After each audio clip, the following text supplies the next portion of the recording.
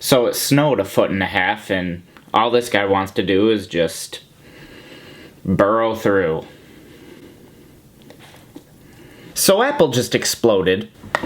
No, not this one. This one. The company. No, not literally. Their stock just exploded. Let's talk about what's going on right now and see if it's a good investment. What's up, everybody? I'm Jake, and welcome back to Finance First. So Apple has always had an interesting pattern on the stock market. The company has rode its highs and it's rode its lows. In fact, it wasn't too long ago that Apple decided to do a 4-for-1 stock split in August of 2020. They did this because the price per share ballooned to something they've never seen before. They executed this stock split at just under $500 per share, which then took the price down to the low 100 teens. It had a very slow climb from there until it hit about 120. But from there, it took off. Right now, we're hovering at around $175 per share. And we did that in only a year. That's pretty good. Apple has already crossed the $2 trillion mark for the company. How far can it go from here? So what happened? In late November, there was a report that Apple would have its autonomous car ready for release by 2025. Yep, you heard that correctly. They're working on a self-driving car. Now, they've supposedly been working on this self-drive car for a number of years now, but we never really heard much of it. It was kind of like this confirmed but unconfirmed rumor. But now we have a tentative year for completion. On the day that news came out, their stock prices shot up from $150 to $160. Clearly, people were excited for the news. It took a small tumble back down to the mid-150s, before then shooting up to the 170s. This car news, coupled in with already strong earning reports, made Apple a very juicy looking choice. What else helped skyrocket that price jump?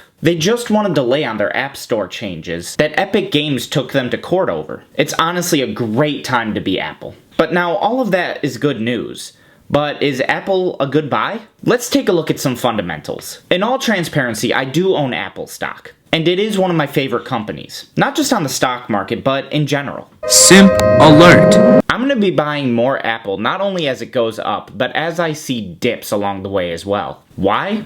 Well, a few reasons. Reason number one, the iPhone. It's estimated that about 52% of revenue for Apple comes from the iPhone. On top of that, the amount of people that upgrade to the newest model every year is staggering. And 90% of those people are loyal to the iPhone and will stick with the iPhone when it comes time to upgrade. Reason number two, Apple has about $191 billion in cash and marketable securities. This gives it bounds and bounds of room to work on new things. New products, new content, new anything. That kind of money sitting for them gives them enough money to buy a whole company if they wanted to. Not that I see that happening anytime soon, but nonetheless, it's possible. And reason number three, what I see as the most important, buybacks. In 2021, Apple bought back $86 million of shares. You heard that right. 86 billion. That reduced their outstanding shares by about 4%, giving a boost to their stock price as it gave it the old supply and demand factor.